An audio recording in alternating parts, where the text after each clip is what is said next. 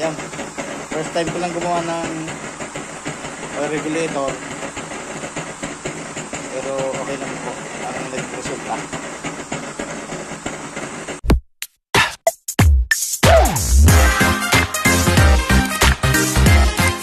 Hindi natin kumaka-welding tayo kasi medyo malakas ang kuryente ngayon.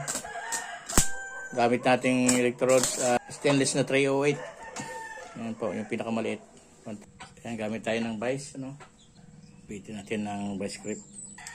Para kahit walang guantes tayo ay hindi tayo makakahawak sa mainit.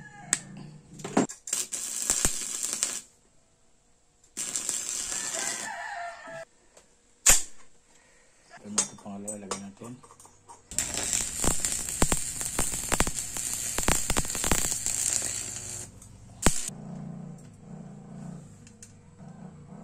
Kaya na oh.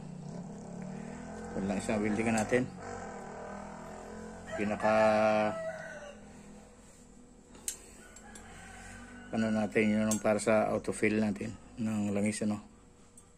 Kasi dito yung nagano yung hangin eh. Sa tubo na yun. Yung naghaharang sa hangin kung ibig sabihin pag napuno dito ang langis, maglalak na yan. Hindi na magano ng langis. Hanggat hindi na babawasan. So ang purpose lang natin dito para kung sakaling pabayaan natin yung nakabukas yung ating valve, hindi siya mag overflow doon sa ating burner, no? Magkokontrol sa dito. So, ayan po, ganyan yung forma niya. Dito yung labasan ng langis. Ito naman yung ano ng autofill natin, ano, sa hangin. At ito naman yung ating ano oil intake, ano. Yan.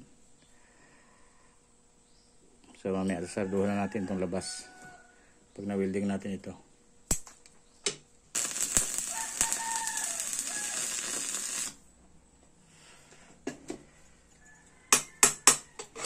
So ayan, kailangan nakakawang na konti ito sa may bandang taas na yan, oh. Ayan. Para may daanan yung hangin, ano. Ayan, nakakawang siya. Ayan po, tapos na oh. Na-welding na, full weld na natin. Ayan. Gagray na lang natin yan. So, tatakip naman tayo dito. Tapan na lang muna natin yan. Ito yung ating lalagay, yung tinabas natin. Hindi pa masyadong below, pero ispat muna natin bago natin i-grind. Ayan, ganyan natin.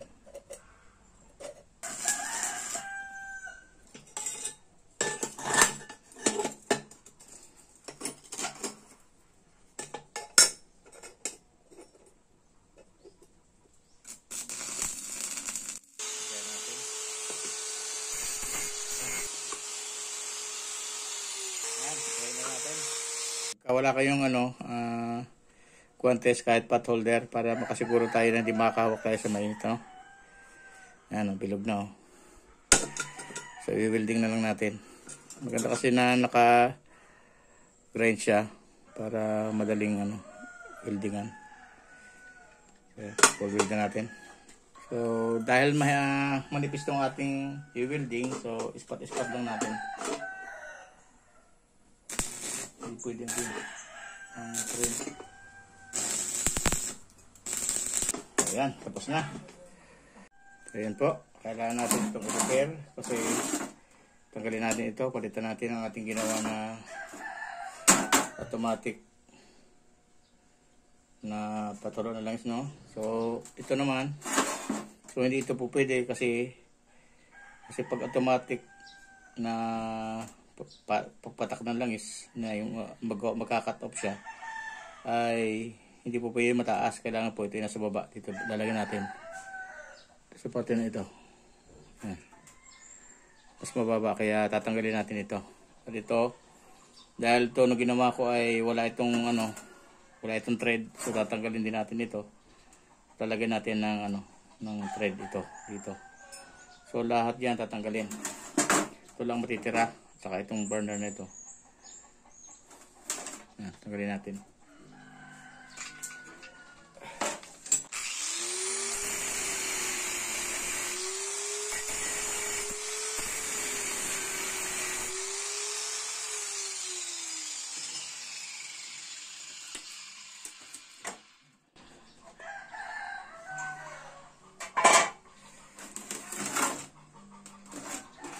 So gusto lang nating mapaganda itong ating maliit na kalan para sa ganun pa daladalahin natin sa picnic. Pag outing ay mapapakinabangin talaga natin ang todo, no? Walang delikado. So ito naman sa awas naman, wala naman itong problema kasi napakaliit lang, 2 inches lang. So pag awas ng ating mga sinain dito o papalaga tayong tubig, napakalayo nito. So nilagyan ko lang ito dito ng yung pansalo lang. So papakita ko rin sa inyo, bubuhusan natin yan kapag nayari na natin kung magliliyab siya. Okay. So yun, start natin tanggalin ulit.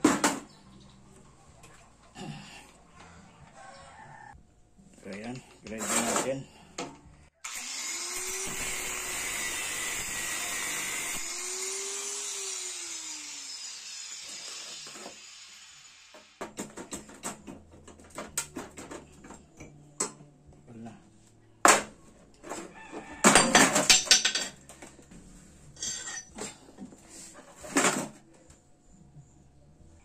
So, panseran muna natin, no?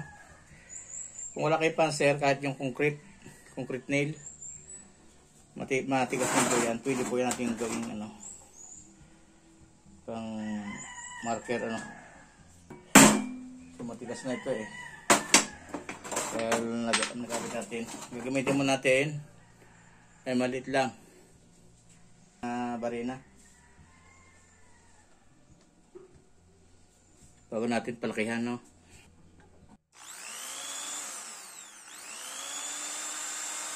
Madaling magbutas pagka may master tayo.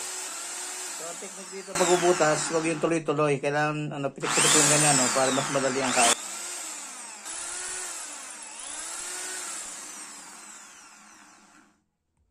So, ito itong ating lalagay, oh. Dinugtungan na natin hinati ko yung dalawa, yung coupling, yung anong tawag dito?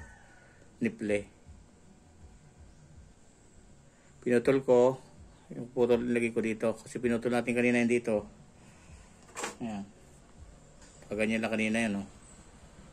So, nilagyan ko nga nito para ipasok ko dito sa butas. Lagay ko dito. Yan dito. Para malagyan natin ng thread.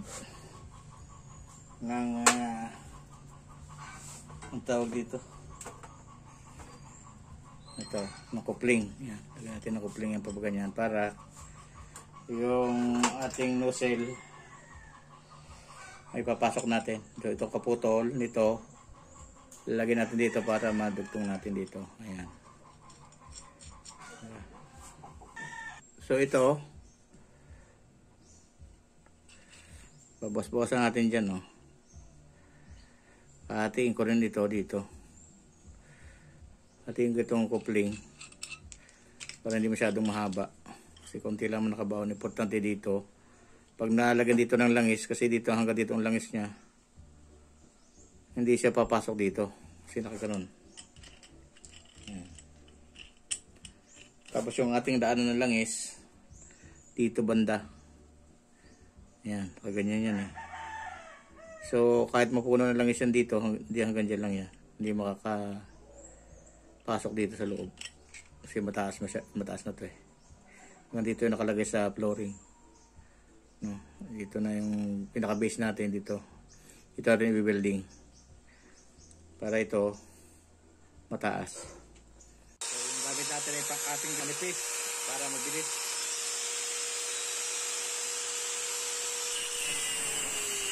So ito na po, talagyan natin ng coupling, no? Yan. Yan, may thread.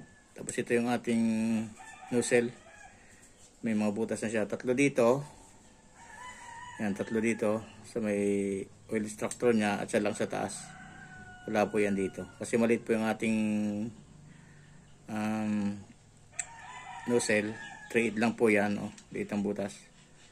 So, kaya babas tayo ng butas, saka yung sa laki niya, 2 mm dito. Ayan. Ito ay 1.5, pinalaki-lakihan lang ng konti, Pinalakihan ko ngayon ng konti. Try ko. Parehas lang 2 mm. Try ko kung parehas, gagana na maganda, So, ito na yung ating daanan ng hangin. Ilalim yan. Tutupong natin ito dito. Ayan. Ganyan, Pasok na natin dito. Kasi may butas na yan, diretso. Ayan po. Mas maganda yung may ganito na thread. Para pag magpapalit tayo ng mga nozzle, madali lang. So kailangan ito, mas mababa itong daanan ng langis kaysa doon sa pinaka nozzle natin na Kasi pag mababa ito, papasok yung langis dito sa loob. Diretso dito sa daanan ng hangin. So sagabal yan sa pag-ihip ng hangin Ito, lagyan na natin ito para matansya natin kung gaano kataas. Ito na bago yung posisyon niya. Ayan. Pati natin yung taas ng putas nito saka yung thread, yung may thread dito kasi baka maabot. Sentro balikan natin.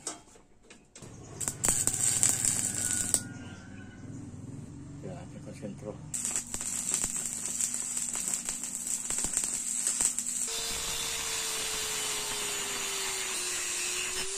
Ganito yung magiging posisyon niya ito yung lagay ng langis, ito yung patuluan, at ito yung sa autofill natin So ito pupunta ito sa burner, may salo, yan. Dito natin i-building. So bubutasan natin dito at i-building natin ito dito. Ganyan. Butasan natin dito para konektado dito. Kasi dito magano yung hangin Kaya bubutasan natin dito. So yan, tetest na natin. Tingnan natin ang tubig. Higpitan natin kung gagana na yung ating ginawa. So yan, higpitan na natin. I-open natin ito. Basarado doon ito, may goma yan dyan para hindi makasingaw, So bubuksan natin ito. Yan. Kita po natin, tumutulo, Lagyan natin ng tubig. So titingnan natin kung gagana ngayon yung ating autofill, Bawa, yan ang langis. Ngayon, susubukan natin sarahan dito sa ilalim. Yan, tingnan po. Kaya natin, kung wala itong leak, yung mga walang butas ng ating weldingan, gagana po yan. So ating tatakpan, ito. Yan. Ibig sabihin, wala pong tagas. Okay po. Ganyan lang po. Ayan. So i-connect natin ito sa daanan ng ng langis. Ayan po niya yung epekto nito. Yan, ganyan po yan. So okay. Wala pong tagas. Ayan So pagka ambawa langis ay puno na siya, ambawa yan.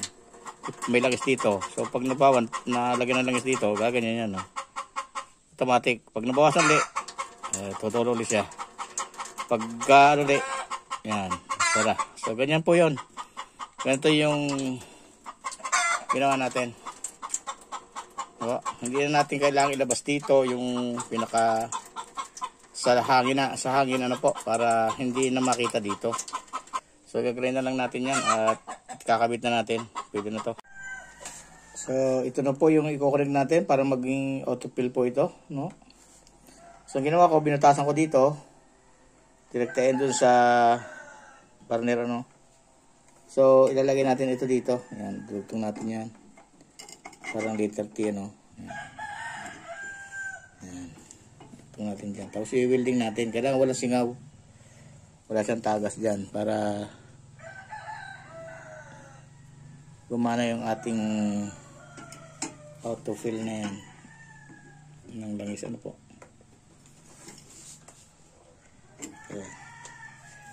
I-welding natin yan.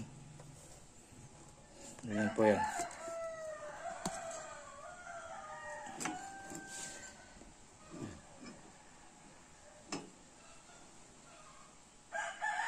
Okay, welding natin. So ayan, bago ko i-full weld, naka-spot na siya, So ito yung ating tangke. Ito yung kumokontrol ng hangin, para sa autofill natin. Ito yung dala ng langis. Ayan. So naka-connect yan dito. Ayan. Para mapagana natin ito. So tutulo yan dito kapag wala na ditong langis, no? So yan, ipupulwid na natin yan. So yan na po mga katrokes, ano ho, mga kaibigan. Ayan, naikabit na natin. So ito po yung forma. Ayan, ito yung patuluan. Ito yung pang natin, labasan ng langis. So ito yung ginagamit natin para mag-autofill ito.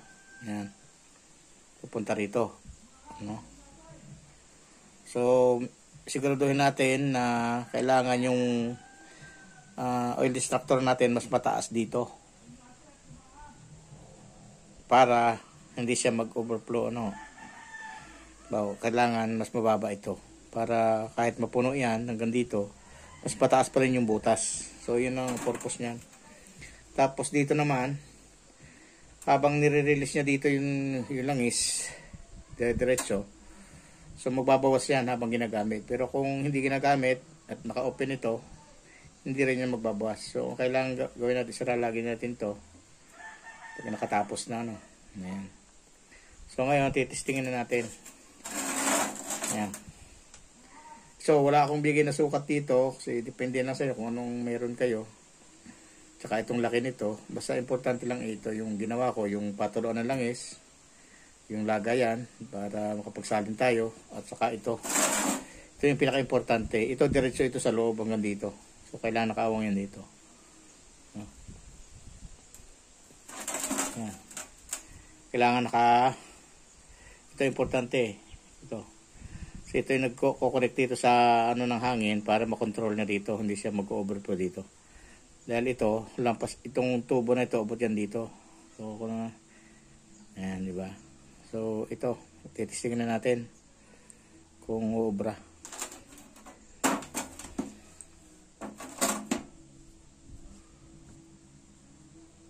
So ayan po. Yan ang forma ng ating paglagay, oh. Naka-eskwala yan dapat dito, ayan.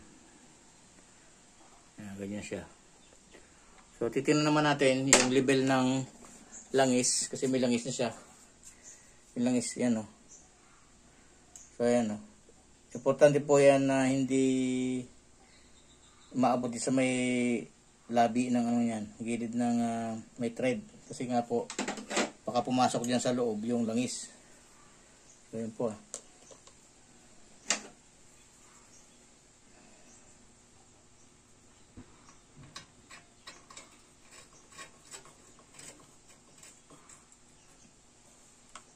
Kagandahan po niyan ay natatanggal din natin yung ating nozzle, ano. Para kung sakaling gusto natin magpalit or maglinis, madali natin malinisan. So yan, testingin na lang natin kung okay, magagana. So yan, oh. Meron niya langis dito. Yan, may langis dyan, oh. Ito langis, oh. Yan. Bagong nilagyan ko na ng apoy, oh. Yan, nagbo-full flame na rin. Yan, oh, habang nag-aapoy siya, tumutulo siya ng konti-konti lang. Yan. Yan po, yan. Yan po kagandahan ng autofill. Automatic shut off. Yan. Ito yung ating oil regulator. Auto shut off. Tapos autofill. Yan. Ito kagandahan nito kasi hindi siya aapaw dito. Yan. Hindi na siya aapaw dito sa burnero, no? Kung lang kinukonsumo niya, lang pinapatak niya, oh. Yan. Kaya sa akin, mas maganda pa rin yung nakikita yung tulo niya. So yan, success yung ating ginawa. Yan. So kailangan dito sa taas na yan,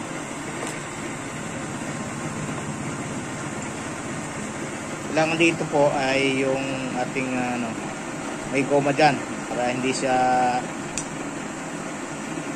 sumingaw, kasi para dito lang siya Gagana, tsaka dito sa ilalim natin nilagay na tubo. Ano po? 3/8 po yung tubo na yan. So ito, hindi rin ako nabigyan ng tamang sukat dito kasi depende po sa inyo kung gaano kataas itong tangke nyo, gaano kalaki, sa posisyon. Importante po, nakalibel po ito. Ayan, level po yan. Dito. At nakabang po siya dito ng 2mm mula sa doon sa ano, sa base o sa flooring ano po. Tapos parang medyo nakatungo ng konti yung dulo nito para sa ganun pag bawas ng langis, diretso po doon sa ilalim pababa siya. Ayan. Ayan na po. Tsaka ang tipid matipid yung 2 inches na diameter ng ating chamber. Tapos 3/8 lang po yung yung ating nozzle at blue flame din po yan.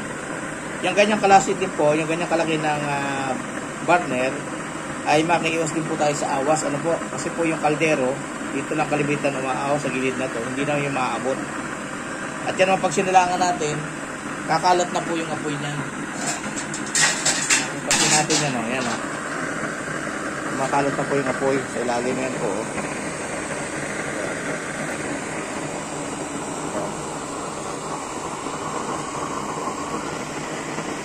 Sinilangan natin, kakalat na po yung apoy niya, no?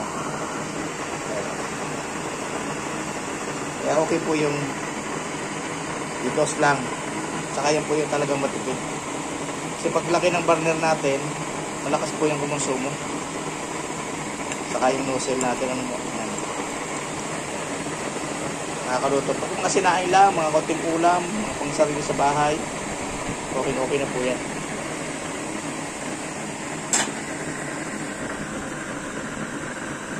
So ang gamit nating langis ay yung pinagpalitan sa motor, po. Ayan. Ito po ay may konting halong yung pinagprituhan. Yung magpiprito po ako, nilalagay ko po dito. Ayan. Kaya walang sayang dito tatapon. Ano po? Hindi po kalati lang po ang ating ng blower niyan. Lakas ng hangin. Pero malakas na po.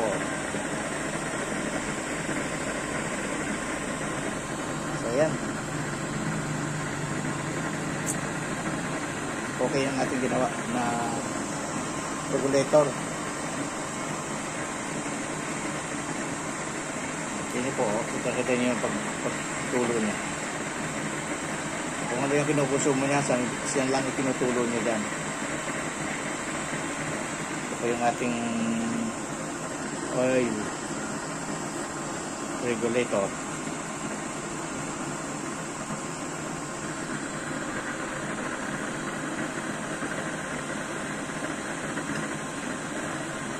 Yan. So, ulitin ko lang ulit. Yung butas natin sa ilalim, ginawa ko ng 2mm. Kasi dati 1.5. Ngayon, yung itaas, 2mm din po yan. Bali, ang butas niyan, tatlo sa ilalim, yung oil distractor, 2mm. At sa itaas po, isa lang. So, meron ako dito, 1.5 na pako, yan, pako. So, kita nyo, nakataas yung lingas, yung sa gitna. So, lalagyan natin ito, kaysa magbutas ulit ako ng bago, para dito sa gilid, para yung kumalat yung apoy sa gitna. Ito na lang ang ilalagay natin, pako, po. Ayan, lagyan natin, pansinin nyo po. Ayan. Ayan, Yan, ilalagay ko po yan kapag yung manipis yung sinasalang, gaya po ng takore, yung pagkapit ng tubig. Kailangan po ay hindi po masyadong malakas sa gitna, baka po maputas yung ating ginagamit na rito, po. So, ayan, nakakalat na yung gitna, natin po. Ito po yung na.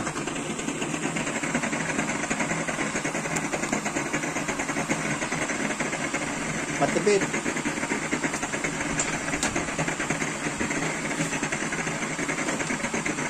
Yung tumutulo dyan. Ito, naka-full na ito Naka-full na ito. Yan. Full na, Yan, sagad na yan. So, yan ang tulo niya.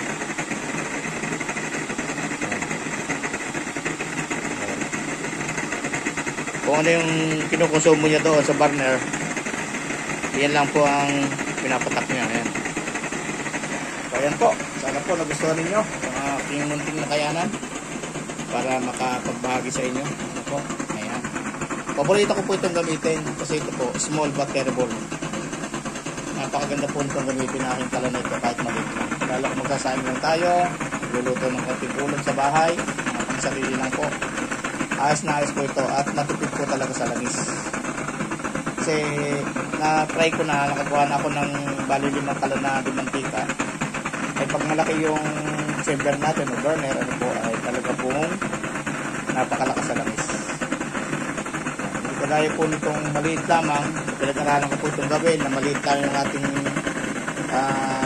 chamber, ano, 2 inches lang, at makikita naman ninyo ang apoy, blue flame, at talagang mapapagputuan na rin ang ating mga lutuin sa bahay. Ano po? Salangan nga po pala natin ang tubig, ano po? So ito sinasabi ko sa inyo na kahit umapaw yan, hindi yan basta papasok sa loob. So ito ang aking ginawa. Kasi kumapaw ako ng pantakip sa gabal pa, dahil maliit lang naman yung ating burner po, yung chamber, ay yan lang po.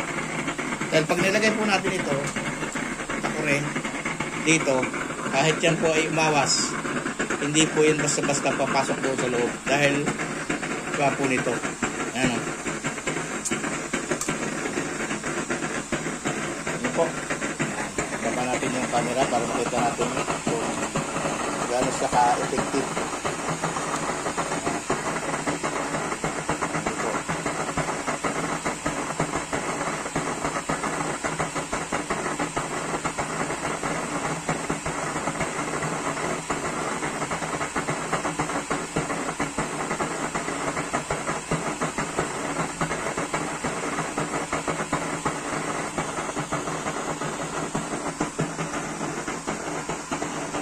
Ayan. First time ko lang gumawa ng oil regulator. Pero okay naman po. Parang nag-resulta.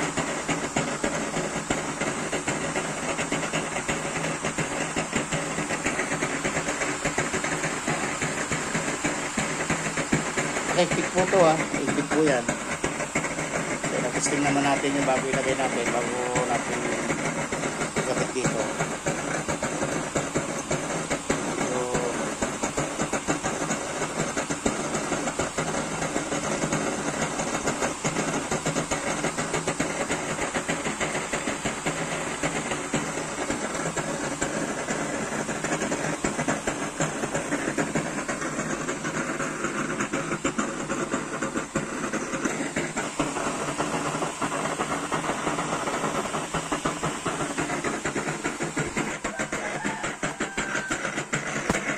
Po. Nakakunin natin. Ayun na po yan. So yan. Ayan o. Tuloy-tuloy pa rin yung apoy niya. So hanguin na natin. Kung gusto nyo yung video na ito, like, subscribe, and click the ring. Click the notification bell or bell icon, diba ba? Yeah. 2 times para ma-notify po kayo Yes. sa mga susunod namin gagawin na videos. Thank you! Bye! Bye-bye!